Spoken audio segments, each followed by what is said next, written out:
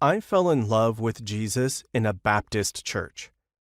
The youth pastor explained the cross in a way that was clear and alluring. Church members were eager to love me as family. One couple even took me into their home when I had nowhere else to live.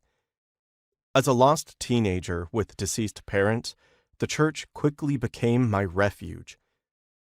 Those were wonderful and life-changing days.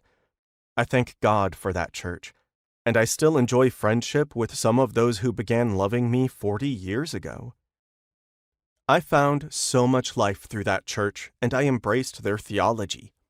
I questioned nothing. Why would I? It was here that I found Jesus, life, and love. To question any of their doctrine would have felt disloyal.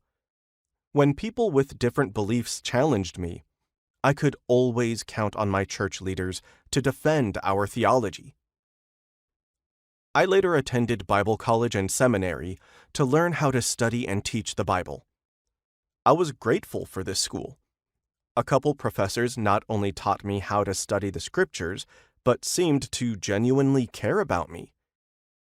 Out of loyalty once again, I held to all the doctrine I learned.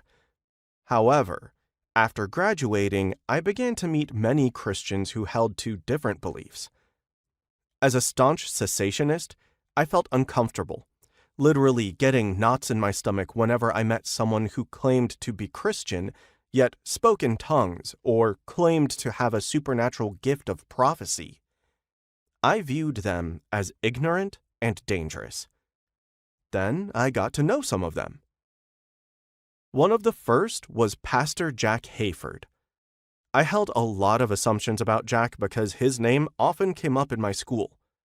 I also concluded that those who believed in these supernatural gifts did so because they were too lazy to study the scriptures and relied on visions from God rather than careful study and obedience to biblical commands. As I got to know Jack, however, I realized he loved Jesus deeply and was faithful to studying the Bible.